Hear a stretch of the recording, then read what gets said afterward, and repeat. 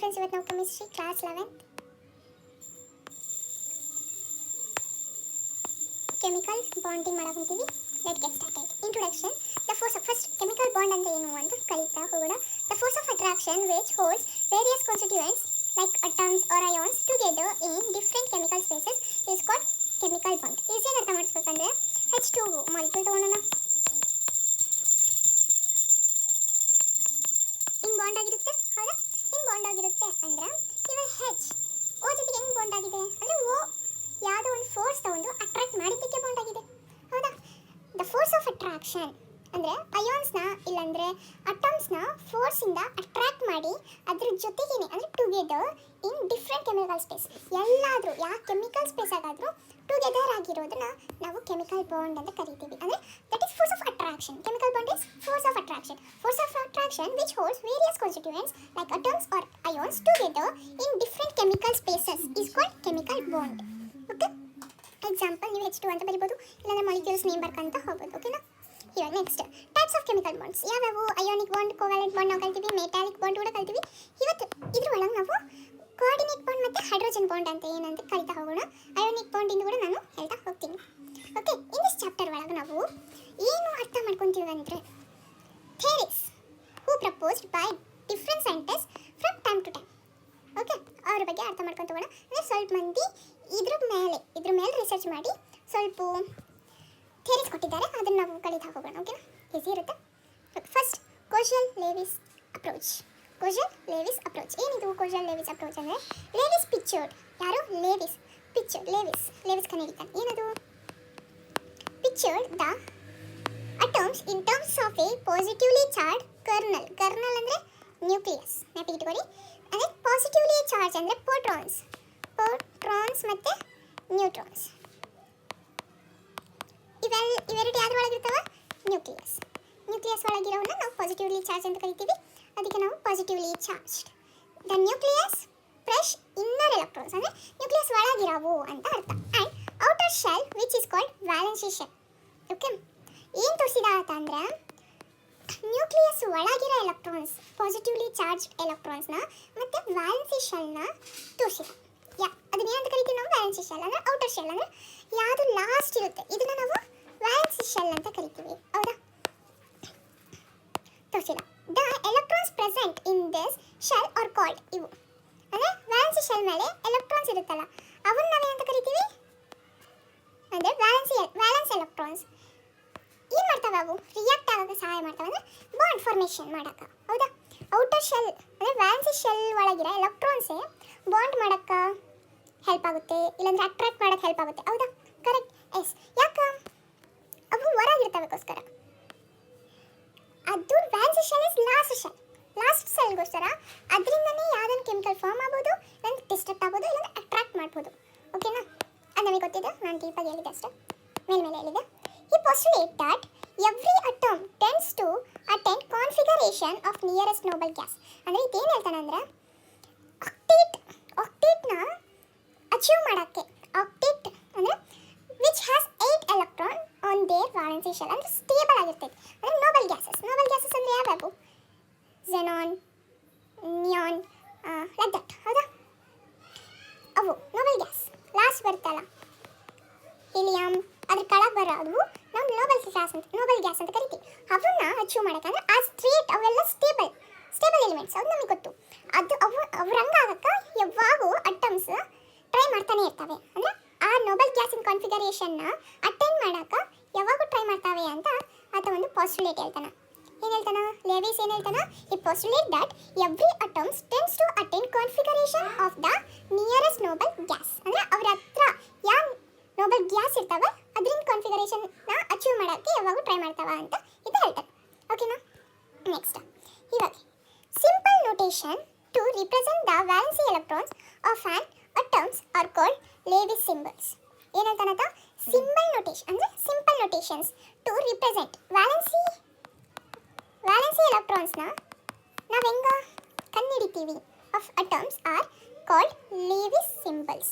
ಅಂದರೆ ನಾವು for example ಇವಾಗ ನಾವು ಇದರಿಂದ ವ್ಯಾಲೆನ್ಸಿ ಎಲೆಕ್ಟ್ರಾನ್ಸ್ನ ಹೆಂಗೆ ಬಿಡಿಸ್ತೀವಿ ಅಂದರೆ ನಮಗೆ ಅರ್ಥ ಆಗಂಗೆ ಹೆಂಗೆ ಹೇಳ್ತೀವಿ ಅಂದರೆ S⁻⁶ ಹೆಂಗೆ ತೋರಿಸ್ತೀವಿ? ಇದನ್ನೇನಂತ ವ್ಯಾಲೆನ್ಸಿ ಸಿಂಬಲ್ಸ್ ಅಂತ ಅದಕ್ಕೆ ಕೇಳ್ತಾರೆ. ಇದನ್ನು ಕಂಡುಹಿಡಿದಿತ್ತು ಯಾರು? ಲೇವಿಸ್ symbols. In these symbols, the valence electrons are represented by placing dot in the or cross. ಅಂದರೆ ಫಾರ್ ಎಕ್ಸಾಂಪಲ್ ಹಿಂಗೆ ಒಂದೊಂದ್ರಾಗ ಹಿಂಗೂ ಮಾಡ್ತಾರೆ. ಓಕೆ, ಅವನ್ನ ನೀವು ಏನೇನು ರಾಂಗ್ ಅನ್ಕೊಂಡು ಮಾಡಬೇಡ್ರಿ. ಅವ್ರು dots. Okay, around the symbol ಅಂದರೆ symbol is nothing but element ಅದರಿಂದ ವ್ಯಾಲೆನ್ಸಿ ಶೆಲ್ ಏನಿರ್ತೈತಿ ಅದನ್ನು ನಾವು ವ್ಯಾಲೆನ್ಸಿ ಎಲೆಕ್ಟ್ರಾನ್ಸ್ ಅಂತ ಕರಿತೀವಿ. ಓಕೆನಾ? ಇವಾಗ ಫಾರ್ ಎಕ್ಸಾಂಪಲ್ Fe ಐರನ್ಗೆ ಏನು ಎಷ್ಟು? 2. ಫಾಸ್ಫರಸ್ಸಿಗೆ ಎಷ್ಟು? 1 2 3 4 5. ವ್ಯಾಲೆನ್ಸಿ ಎಲೆಕ್ಟ್ರಾನ್ಸ್ ಎಷ್ಟು? ಸಲ್ಫರಿಗೆ ಎಷ್ಟು? 6. ಇದು ನಮಗೆ ಗೊತ್ತಿದೆ. ನಾವು ಆದರೆ ರಿಪ್ರೆಸೆಂಟ್ ಮಾಡೋದು ಹಿಂಗೆ ಮಾಡ್ತೀವಿ. ಅದನ್ನು ನಾವೇನಂತ ಕರಿತೀವಿ? Lewis symbol. Okay, next octet rule ನೋಡಿ. ಆಕ್ಟೇಟ್ ರೂಲ್ ಏನಿದೆ? Octet rule according to this atoms are various elements called combined either by transfers of valence electrons from one atom to another, gaining or losing, or by mutual sharing valency electrons in order to have to attain the configuration of 8 electrons in outermost shell. This is called octet rule. ಏನಿದೆ octet rule ಅಂದ್ರೆ? Atoms ಯಾವಾಗೂ combine ಆಗಿ ಯಾರ ಜೊತೆ? Atoms to another ಅಂದರೆ ಅಟಮ್ಸಿಗೆ combine ಆಗಿ transfer of valence electrons ಅಂದರೆ ಅವ್ರದ್ದು ಎಲೆಕ್ಟ್ರಾನ್ಸ್ ಬೇರೆಯವರಿಗೆ ಕೊಟ್ಟುವನ from one atom to another atom ಅಂದರೆ ಒಂದು ಅಟಮಿಂದ ಬೇರೆ ಅಟಮಿಗೆ, ಒಂದು ಅಟಮ್ ಬೇರೆ ಅಟಮಿಗೆ ಅದರಿಂದ ಎಲೆಕ್ಟ್ರಾನ್ಸ್ ಕೊಟ್ಟು ಅಂದರೆ ಗೇನಿಂಗ್ ತಗೊಂಡನ ಕೊಟ್ಟನ. ಅವು ಏನು ಅಟೆಂಡ್ ಮಾಡಕ್ಕೆ ಟ್ರೈ ಮಾಡ್ತವೆ ಅಂತ ನಾನು ಹೇಳಿದೆ? Configuration of Nobel gas. Okay, mutual share means ಇವಾಗ ಇರ್ತೈತಿ, ಹೆಸರಿದೆ, ಇದರಿಂದ 2 ಕೊಡುತ್ತೆ, ಇದರಿಂದ 2 ಕೊಡುತ್ತೆ, ಹಂಗೆ mutual sharing. Covalent bond form ಮಾಡಿ ಅವೇನು ಮಾಡ್ತವೆ? Valency electrons in order to have to attain the configuration of 8 electrons ಅಂದರೆ 8 ಎಲೆಕ್ಟ್ರಾನ್ಸ್ ಇರಲೇಬೇಕು ಅಂತ ಅವೇನು ಮಾಡ್ತವೆ? ಮ್ಯೂಚುವಲ್ ಶೇರಿಂಗ್ ಅನ್ನು ಮಾಡುತ್ತೆ. ಇಲ್ಲಾಂದರೆ ವ್ಯಾಲೆನ್ಸಿ ಎಲೆಕ್ಟ್ರಾನ್ಸ್ ಗೇನ್ ಅನ್ನು ಮಾಡಿ, ಇಲ್ಲಾಂದರೆ ಲೂಸ್ ಅನ್ನು ಮಾಡಿ ಅವು ಔಟರ್ ಮೋಸ್ಟ್ ಶೆಲ್ ಒಳಗೆ 8 ಎಲೆಕ್ಟ್ರಾನ್ಸ್ ಕಂಪಲ್ಸರಿ ಇಟ್ಕೊಳ್ಳೋಕೆ ಟ್ರೈ ಮಾಡುತ್ತೆ. ಅದನ್ನ ನಾವೇನಂತ ಕರಿತೀವಿ? ಆಕ್ಟೇಟ್ ರೂಲ್ ಅಂತ ಕರಿತೀವಿ. ಓಕೆನಾ? ಅರ್ಥ ಆಯ್ತಾ? ಇದಕ್ಕೊಂದು ಎಕ್ಸಾಂಪಲ್, ಕೋವೆಲೆಂಟ್ ಬಾಂಡಿನ ಎಕ್ಸಾಂಪಲ್ ನೋಡೋಣ. H2O ಇದರಿಂದ ಬರುತ್ತೆ. ಫಾರ್ ಎಕ್ಸಾಂಪಲ್ H2O ಇಂದ ಕೋವೆಲೆಂಟ್ ಬಾಂಡಿನ ನಾವು ಹೆಂಗೆ ಬರಿತೀವಿ? O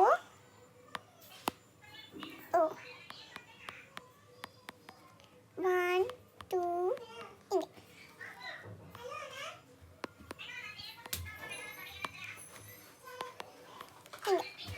ಹಿಂಗೆ ನಾವು ಮಾಡ್ಕೊಂತ ಹೋಗ್ತೀವಿ. ಹೌದಾ? ಅದಕ್ಕೆ 6 ಇರುತ್ತೆ. ಆಮೇಲೆ ಅದೇನು ಮಾಡುತ್ತೆ? ಹೈಡ್ರೋಜನ್ 2 ಬರುತ್ತೆ, ಅವು ಡಬಲ್ ಬಾಂಡ್ ಫಾರ್ಮ್ ಆಗುತ್ತೆ. ಓಕೆ, 8. ಓಕೆ, ಇಲ್ಲಿ ನಾವು ಏನು ಕಲ್ತಿದ್ವಿ? ಇಲ್ಲಿ ನಾವು ಆಕ್ಟೇಟ್ ರೂಲ್ ಕಲ್ತಿದ್ವಿ. ಇವಾಗ ನಾವು ಕೋವೆಲೆಂಟ್ ಬಾಂಡ್ ಅಂತ ಏನಂತ ಕಲಿಯೋಣ. ಕಲಿತ ಮೇಲೆ ಯಾವ್ಯಾವ ಮುಂದೆ ಆಗ್ತಾವೆ ಅವನ್ನ ಟಿಕ್ ಮಾಡ್ಕೊಂತ ಇಲ್ಲಿ ಹೋಗೋಣ. ಓಕೆನಾ? ಫಸ್ಟ್ ಕೋವೆಲೆಂಟ್ ಬಾಂಡ್ ಅಂದ್ರೆ ಏನು? The bond formed by the mutual sharing of electrons. Okay, ಅಂದರೆ ಈಕ್ವಲ್ ಆಗಿ ಶೇರ್ ಮಾಡಿ ಬಾಂಡ್ ಫಾರ್ಮ್ ಆಗುತ್ತಲ್ಲ, ಅದನ್ನು ನಾವೇನಂತ ಕರಿತೀವಿ? ಕೋವೆಲೆಂಟ್ ಬಾಂಡ್ ಅಂತ ಕರಿತೀವಿ. ಓಕೆ, ಫಾರ್ಮೇಷನ್ ಆಫ್ Cl2 ಹೆಂಗೆ ಫಾರ್ಮ್ ಆಗುತ್ತೆ? ಕೋವೆಲೆಂಟ್ ಬಾಂಡಿಂದ. ಹೌದಾ? ಇನ್ Cl ಇಂದ ಕಾನ್ಫಿಗರೇಷನ್ ಏನು? 3s2 3p5. ಇವಾಗ ಈ 5 ಬಾಕ್ಸ್ ಹಾಕಿದಾಗ ನಮಗೆ 6 ಎಲೆಕ್ಟ್ರಾನ್ಸ್ ಬರಬೇಕು. ಅದರಲ್ಲಿ ಬೇರೆ 5 ಇದೆ ಅಂದರೆ ಇಲ್ಲಿ ಒಂದು ಎಲೆಕ್ಟ್ರಾನ್ ಕಮ್ಮಿ ಆಗಿದೆ. ಅಂದರೆ ಸ್ಟೇಬಲ್ ಕಾನ್ಫಿಗರೇಷನ್ನ ಅಟೆಂಡ್ ಮಾಡೋಕ್ಕೆ ನಾನು ಏನಂದಿದ್ದೆ? ಎಲ್ಲ ಎಲೆಕ್ಟ್ರಾನ್ಸ್ ನೋಬಲ್ ಗ್ಯಾಸಿಂದು ಕಾನ್ಫಿಗರೇಷನ್ನ ಅಟೆಂಡ್ ಮಾಡೋಕ್ಕೆ ಟ್ರೈ ಮಾಡ್ತಾನೆ ಇರ್ತಾವೆ ಅಂತ ಹೇಳಿದೆ. ಹೌದಾ? ಇವಾಗ ಇದು ಕೂಡ ನೋಬಲ್ ಗ್ಯಾಸಸ್ಸಿಂದು ಕಾನ್ಫಿಗರೇಷನ್ ಅಟೆಂಡ್ ಮಾಡಬೇಕಂದ್ರೆ 1 ಎಲೆಕ್ಟ್ರಾನ್ ಬೇಕು. ಏನದು ಎಲೆಕ್ಟ್ರಾನ್? ಎಲ್ಲಿಂದ ಬರುತ್ತೆ ಇವಾಗ ಎಲೆಕ್ಟ್ರಾನ್? ಅಂದರೆ it has 1 electron plus for stable configuration. ಹೌದು. ಓಕೆ, ಇವಾಗ it will combine with 1 more chlorine. ಅಂದರೆ ಇವಾಗ ಒಂದು ಕ್ಲೋರಿನ್ ಇಂದು ಮೈನಸ್ ಚಾರ್ಜ್ ಅಂದರೆ 1 ಎಲೆಕ್ಟ್ರಾನ್ ಬೇಕು. ಅದಕ್ಕೆ ಅದೇನು ಮಾಡುತ್ತೆ? ಇನ್ನೊಂದು ಕ್ಲೋರಿನ್ ಜೊತೆ ಕಂಬೈನ್ ಆಗಿ ಕ್ಲೋರಿನ್ನಿಂದು ವ್ಯಾಲೆನ್ಸ್ ಎಲೆಕ್ಟ್ರಾನ್ಸ್ ಎಷ್ಟು? 1 2 3 4 5 6 7 ಅದರಿಂದ ವ್ಯಾಲೆನ್ಸ್ ಎಲೆಕ್ಟ್ರಾನ್ಸ್. ಹೌದಾ? ಹಿಂಗೆ ಬೇಡ, ಹಿಂಗೆ ಬರೆಯೋಣ. 1 2 3 4 5 6 7 ಅದರಿಂದ ವ್ಯಾಲೆನ್ಸ್ ಎಲೆಕ್ಟ್ರಾನ್ಸ್. ಇನ್ನೊಂದು ಕ್ಲೋರಿನ್ ಕೂಡ ಅಷ್ಟೇ ಇರುತ್ತೆ, 7. ಹೌದಾ? ಎಲೆಕ್ಟ್ರಾನ್ಸ್. ಇವಾಗ ಇದೇನು ಮಾಡುತ್ತೆ? ಕ್ಲೋರಿನ್, ಈ 2 ಕ್ಲೋರಿನ್ ಏನು ಮಾಡುತ್ತೆ? ಆ್ಯಡ್ ಆಗಿ ಅಂದರೆ ಇದು ಒಂದು ಎಲೆಕ್ಟ್ರಾನ್ ಕೊಡುತ್ತೆ, ಈ ಕ್ಲೋರಿನ್ ಒಂದು ಎಲೆಕ್ಟ್ರಾನ್ ಅದಕ್ಕೆ ಕೊಡುತ್ತೆ, ಈ ಕ್ಲೋರಿನ್ ಕೂಡ ಅದರಿಂದ ಎಲೆಕ್ಟ್ರಾನ್ ಕೊಡುತ್ತೆ.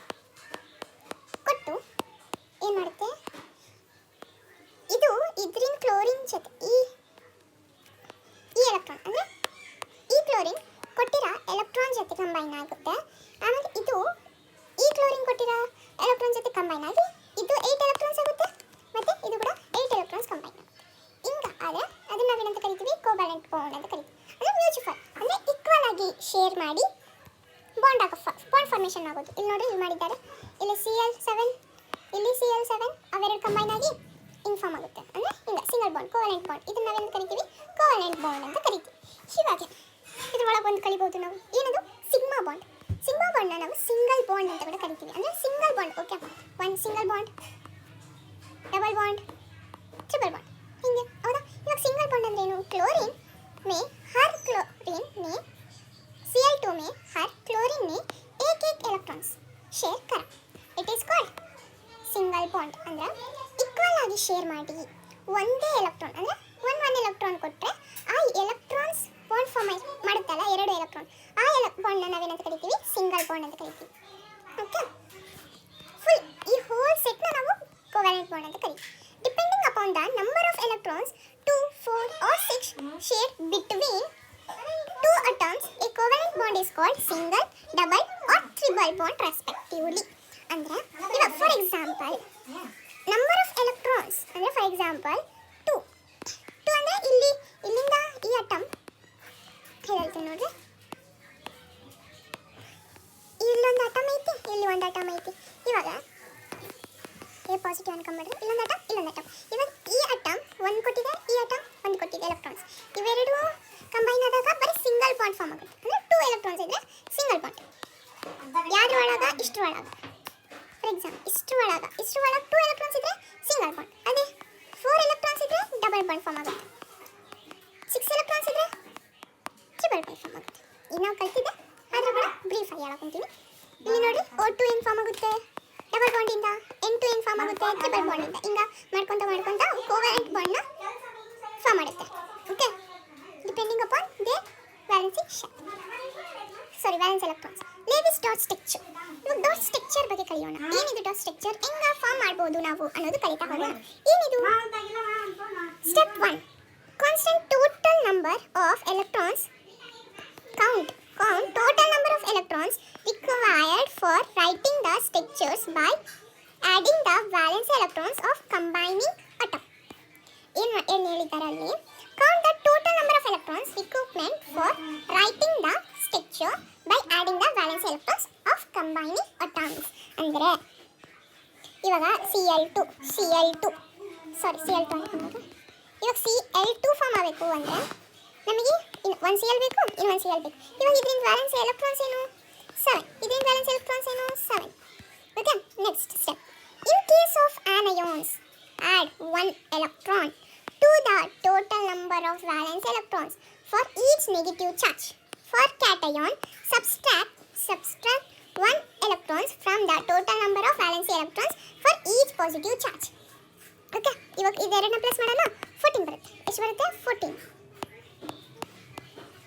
14 ಬರುತ್ತೆ. ಇವಾಗ 14 ಬಂದಾಗ ನಮಗೇನೈತಿ, ಇಲ್ಲೊಂದು ಮೈನಸ್ ಇದೆ, ಇಲ್ಲೊಂದು ಮೈನಸ್ ಇದೆ. ಮೈನಸ್ ಕೊಟ್ಟಿದ್ದಾರೆ ಅಂದರೆ, ಕೊಟ್ಟಾರ ಅಂದರೆ, ಕೊಟ್ಟಿಲ್ಲ ಅಂದರೆ ಕೊಟ್ಟಿಲ್ಲ ಅಂದರೆ ಇವಾಗ ನಾವೇನು ಮಾಡ್ಬೋದು? 7 + 7 14. ಇವಾಗ ನಾವು ಬರೀಬೋದಾ? ಇವಾಗ ನಾವು ಇವೆರಡನ್ನ ಕಂಬೈನ್ ಮಾಡಿದಾಗ C1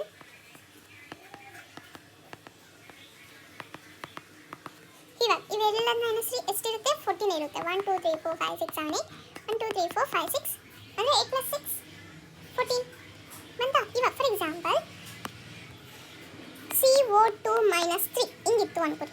ಅವಾಗ ನಾವೇನು ಮಾಡಬೇಕು? ಸಿ ಇಂದೆಷ್ಟು ವ್ಯಾಲೆನ್ಸ್ ಎಲೆಕ್ಟ್ರಾನ್ಸ್? 4 ಪ್ಲಸ್ O ಇಂದು 6. ಹೌದಾ?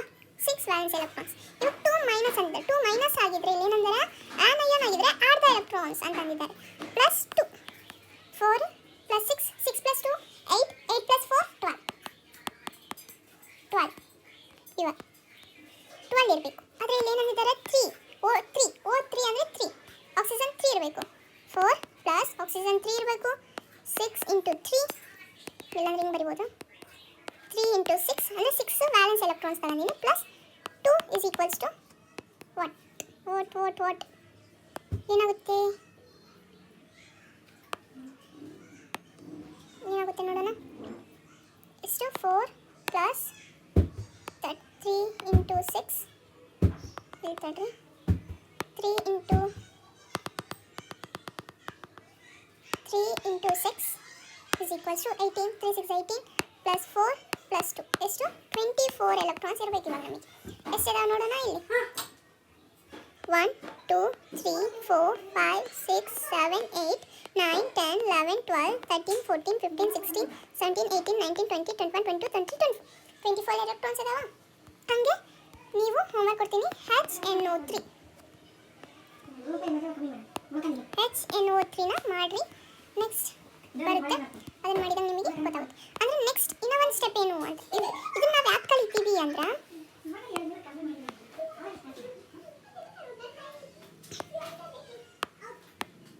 ಸಾರಿ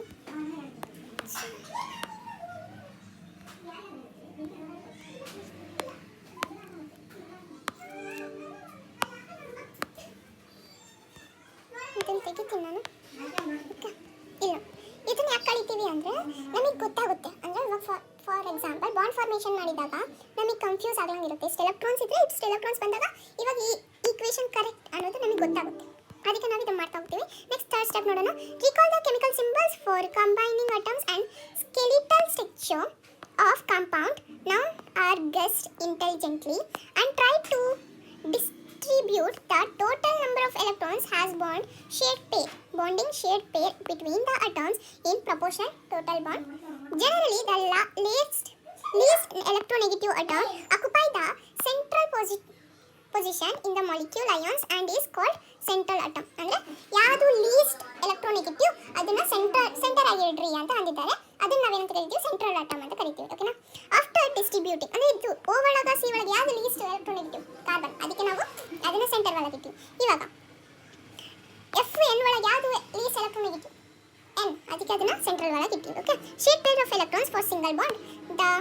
After distribution, the shared pair of electrons for single bond, the remaining electrons pairs are either utilized for multiply bond or remains as searching sum of lone pair, provided the each combining atoms get an octet of electrons. ಏನಂದಿದ್ದಾರೆ simple, ಎಲ್ಲ ಅಟಾಮಿಗೂ ಯಾವ್ಯಾವ ಬಾಂಡಾಗ involve ಆಗಿದೆ ಆ ಎಲ್ಲ ಅಟಾಮಿಗೂ 8 electrons ಇರಲೇಬೇಕು ಅಂತ ಅವರು ಹೇಳಿದ್ದಾರೆ. ಅಂದರೆ ಆದಷ್ಟು 8 ಎಲೆಕ್ಟ್ರಾನ್ಸ್ ಇರಲೇಬೇಕು ಅಂತ ಅಂದಿದ್ದಾರೆ. ಒಂದೊಂದಕ್ಕೆ ಇರಲ್ಲ, ಅದನ್ನು ನಾವು ಮುಂದೆ ಹೋಗ್ತಾ ಹೋಗ್ತಾ ಕಲಿತೀವಿ.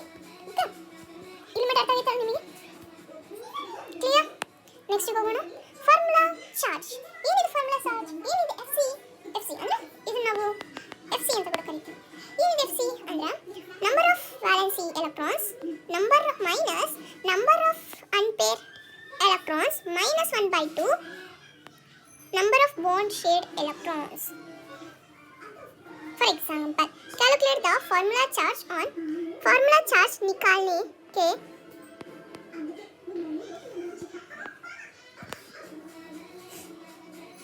charge on each atoms of. Okay, ಅಂದ್ರೆ each atom ಮೇಲೆ ಇರೋ ಫಾರ್ಮುಲಾ ಚಾರ್ಜ್ ತೆಗಿರಿ ಅಂತ ಅಂದಿದ್ದಾರೆ. ಎಕ್ಸಾಂಪಲ್ ಇಂದನೇ ಮಾಡ್ಬಿಡೋಣ ನಾವು, ಅದ್ರ ಬಗ್ಗೆ ಅರ್ಥ ಮಾಡ್ಕೊಳ್ಳೋದು ಭಾಳ ಈಸಿ ಆಗುತ್ತೆ ಅವಾಗ. ಓಕೆ, ಇವರೇನು ಅಂದಿದ್ದಾರೆ, ನಂಬರ್ ಆಫ್ ವ್ಯಾಲೆನ್ಸಿ ಎಲೆಕ್ಟ್ರಾನ್ಸ್ ಎಷ್ಟು number valency minus number of unpair, ಅಂದರೆ ಅನ್ಪೇರ್ ಎಷ್ಟಿದೆ ಅದ್ರ ಮೇಲೆ ಅನ್ನೋದು, valency electrons minus unpair minus 1/2 ಮಾಡ್ರಿ ಅಂತ ಅಂದಿದ್ದಾರೆ. ನಾನು ತಗೊಳೋಕೆ ಫಸ್ಟ್ ಕಾರ್ಬೋನೇಟ್ ಅಯೋನ್ ಅಂದ್ರೆ ಏನು? CO3 2 minus. ಇದನ್ನು ನಾವು ಇಲ್ಲಿ ಬಗ್ಗೆ ಕಲಿತು ಬಂದೀವಿ. ಏನದು? C4, ಇದಕ್ಕೊಂದು ಆಕ್ಸಿಜನ್ಗೆ, ಇದು ಒಂದು ಆಕ್ಸಿಜನ್ಗೆ. 1 2 3 4 5 6 7 8 1 2 3 4 5 6 7 8 2 3 4 5 6 7 8. ಇಲ್ಲಿ ನೋಡ್ರಿ, ಇಲ್ಲಿ ಒಂದು 1 2 3 4 5 6 7 8 ಎಲೆಕ್ಟ್ರಾನ್ಸ್. 1 2 3 4 5 6 7 8 ಎಲೆಕ್ಟ್ರಾನ್ಸ್. ಆಕ್ಸಿಜನ್, ಈ ಆಕ್ಸಿಜನ್ಗೂ ಬಂತು 1 2 3 4 5 6 7 8 ಎಲೆಕ್ಟ್ರಾನ್ಸ್. 8 ಎಲೆಕ್ಟ್ರಾನ್ಸ್ ಎಲ್ಲದಕ್ಕೂ ಬಂತ. ಕಾರ್ಬನ್ ಡೈಆಕ್ಸೈಡ್ಗೂ ಬಂತು 1 2 3 4 5 6 7 8 ಎಲೆಕ್ಟ್ರಾನ್ಸ್. ಓಕೆ, ಇವಾಗ ನಾವು ಕಾರ್ಬನ್ ಇಂದು ಅಂದರೆ ಈಚ್ ಅಟಮ್ ಇಂದು ಕನೆಕ್ಟ್ತಾ ಹೋಗೋಣ. ಒಂದು ನಾನು ಮಾಡ್ತೀನಿ, ಇದಕ್ಕೆ ನೀವು ಮಾಡಿರಿ ಹೋಮ್ವರ್ಕ್. ಓಕೆ, ಇದೊಂದು ಮಾಡ್ತೀನಿ ನೋಡಿರಿ. ಇವಾಗ ಕಾರ್ಬನ್ನಿಗೆ ಎಷ್ಟು ಲೋನ್ ಪೇರ್ಸ್, ಎಷ್ಟು ಬಾಂಡ್ ಪೇರ್ಸ್ ಇದಾವೆ ಅಂತ ನೋಡೋಣ. ಬಾಂಡ್ ಪೇರ್ಸ್ ಅಲ್ಲ, ಎಷ್ಟು ವ್ಯಾಲೆನ್ಸಿ ಶೇರ್. ಏನು ನಮಗೆ ಗೊತ್ತು? ವ್ಯಾಲೆನ್ಸಿ ಎಲೆಕ್ಟ್ರಾನ್ಸ್ ಮೈನಸ್ ಅನ್ಪೇರ್ ಎಲೆಕ್ಟ್ರಾನ್ಸ್, ಅಂದರೆ ಯಾವ ಪೇರ್ ಆಗಿಲ್ಲ, ಮೈನಸ್ 1/2 ಅಂತ ಅಂತಾರೆ. ಓಕೆ, ಇವಾಗ ಕಾರ್ಬನ್ನಿಗೆ ಎಷ್ಟು ವ್ಯಾಲೆನ್ಸ್ ಎಲೆಕ್ಟ್ರಾನ್ಸ್? 4 ಮೈನಸ್ ಅನ್ಪೇರ್ ಎಲೆಕ್ಟ್ರಾನ್ಸ್ ಇದಾವ? ಇಲ್ಲ, 0 minus 1/2. 4 minus 1/2. 2 4s are 8. 8 minus 1 7/2.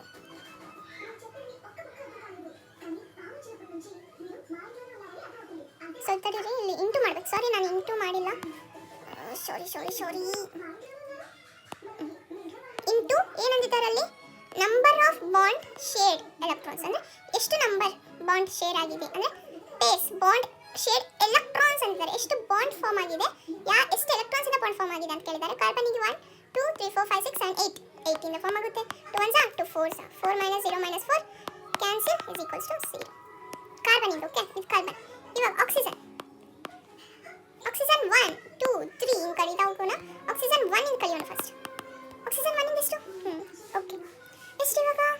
Valence electrons minus unpaired electrons minus 1/2 into paired electrons. Okay, ಇವಾಗ ವ್ಯಾಲೆನ್ಸ್ ಎಷ್ಟು? ಇದರಿಂದ 6 ಮೈನಸ್ ಅನ್ಪೇರ್ ಎಷ್ಟು?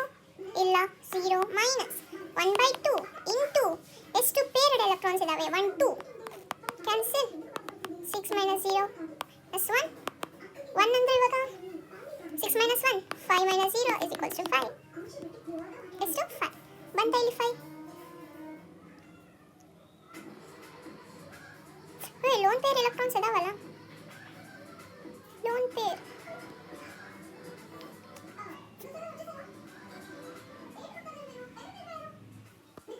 ಎಲೆಕ್ಟ್ರಾನ್ಸ್ ಇದಾವಲ್ಲ 6. ಸಾರಿ, ಲೋನ್ ಪೇರ್ ಎಲೆಕ್ಟ್ರಾನ್ಸ್ ಇದಾವೆ. 6 minus 1/2 ಇಂಟು ಎಷ್ಟು ಪೇರ್ಡ್ ಎಲೆಕ್ಟ್ರಾನ್ಸ್? ಎಷ್ಟು? 2. 0 6 minus 6 0 is the answer. Okay, ಇವಾಗ ನೆಕ್ಸ್ಟ್ ಇದರಿಂದ ಕಂಡುಹಿಡಿಯೋಣ. ಇದರಿಂದ 1 ಇಂದ ಕಂಡುಹಿಡಿದು ಆಯಿತು.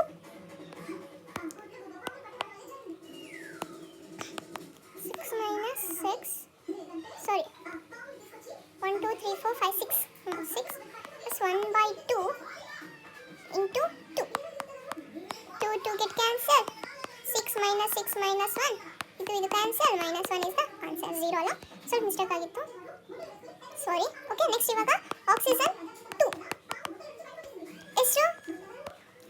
Valence shell minus unpair minus 1/2 paired electrons is equals to valence shell ಎಷ್ಟು ಇದಾವ?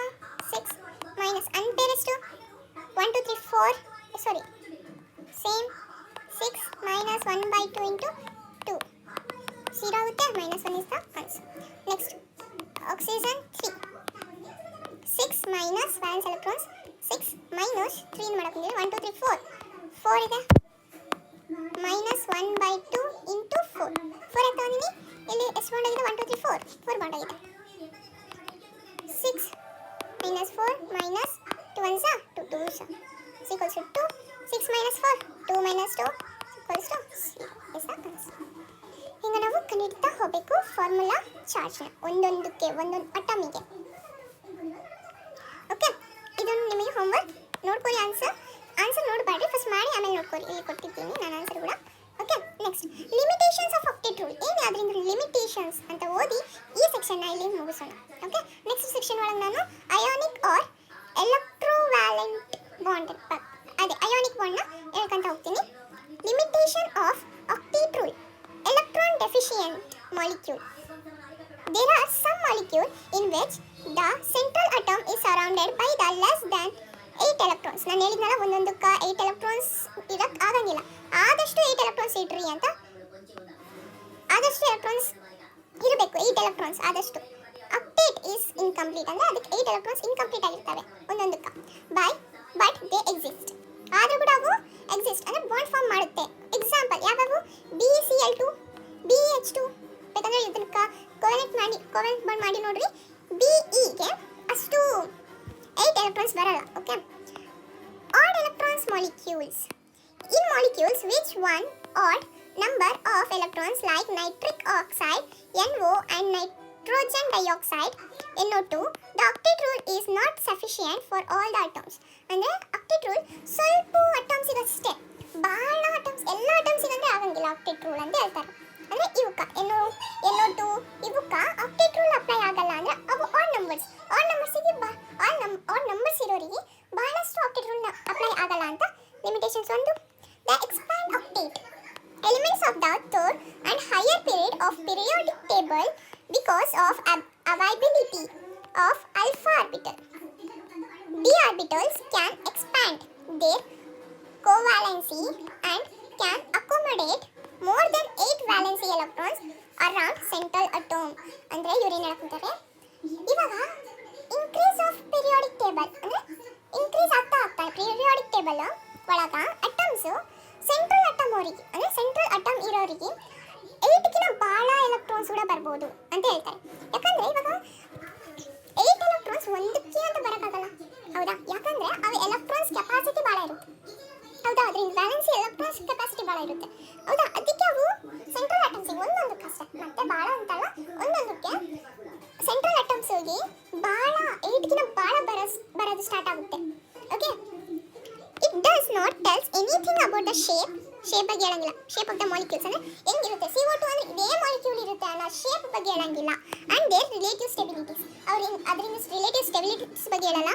it is based on internals of noble gases, ಬರೀ ಇದು noble gases, but some noble gases like xenon and krypton form several compounds with oxygen and fluorine. like ಅವ್ರೇನು ಹೇಳ್ತಾರೆ, ಬರೀ Nobel gases ಬಗ್ಗೆ ಇರುತ್ತೆ, ಆದರೆ some of the noble gases several compounds ಅಂದರೆ ಒಂದೊಂದು ತಕ್ಕ ಬಾಂಡ್ ಫಾರ್ಮೇಷನ್ ಮಾಡುತ್ತೆ. ಯಾವ್ದ್ರ ಜೊತೆ? With oxygen and fluorine. Like ಹಿಂಗೆ examples. Okay, it fails to explain paramagnetic behaviour of oxygen which should be diamagnetic according to this rule, but it is in fact paramagnetic. ಅಂದರೆ ಅದು diamagnetic.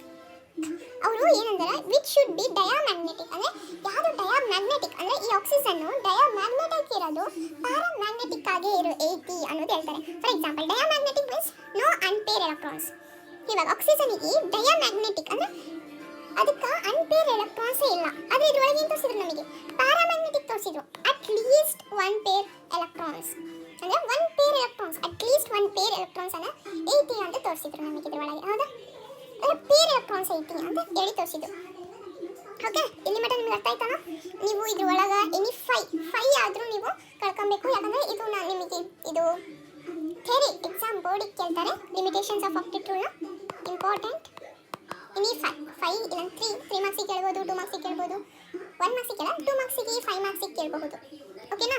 ಈ diamagnetic ಅಂದ್ರೇನು, paramagnetic ಅಂದ್ರೇನು ಗೊತ್ತಾಯ್ತಲ್ಲ? ಇದನ್ನು ಕೇಳ್ತಾರೆ. ಅಂದರೆ which of the following is diamagnetic or paramagnetic ಅಂತ ಕೇಳ್ತಾರೆ ಕಾಂಪಿಟೇಟಿವ್ ಟೆಸ್ಟ್ ಒಳಗೆ. ಏನು? ಅನ್ಪೇರ್ ಎಲೆಕ್ಟ್ರಾನ್ಸ್ ಇರೋದು, ಅನ್ಪೇರ್ ಅಂದರೆ ಬಾಂಡ್ ಆಗಿರೋದು, ಅದೇ ಸಾರಿ ಅನ್ಪೇರ್ ಅಂದರೆ ನೋ ಅನ್ಪೇರ್ ಎಲೆಕ್ಟ್ರಾನ್ಸ್. ಅದ್ರ ತಕ್ಕ ಲೋನ್ ಪೇರ್ ಎಲೆಕ್ಟ್ರಾನ್ಸ್ ಇರಬಾರ್ದು, ಒಂದೇ ಲೋನ್ ಪೇರ್ ಇರಬಾರ್ದು, ಇಷ್ಟು ಪೇರ್ ಆಗಿರಬೇಕು. ಪೇರ್ ಆಗಿರೋನ ನಾವು ಡಯಾಮ್ಯಾಗ್ನೆಟಿಕ್ ಅಂತ ಕರೀತೀವಿ. For example oxygen. ಪ್ಯಾರಾಮ್ಯಾಗ್ನೆಟಿಕ್ ಅಂದರೆ ಅಟ್ ಲೀಸ್ಟ್ 1 ಪೇರ್ಡ್ ಎಲೆಕ್ಟ್ರಾನ್ಸ್, 1 ಪೇರ್ಡ್ ಎಲೆಕ್ಟ್ರಾನ್ಸ್ ಇರಬೇಕು. ಅಂದರೆ ಒಂದು ಲೋನ್ ಪೇರ್ ಇರೋದು ಅವನ್ನ ನಾವೇನಂತ ಕರಿತೀವಿ? ಪ್ಯಾರಾಮ್ಯಾಗ್ನೆಟಿಕ್ ಅಂತ ಕರಿತೀವಿ. ಸಿಂಪಲ್. ಓಕೆನಾ? ಇಲ್ಲಿ ಮಟ್ಟ ನಿಮ್ಗೆ ಅರ್ಥ ಆಯ್ತಾ? And thanks for watching.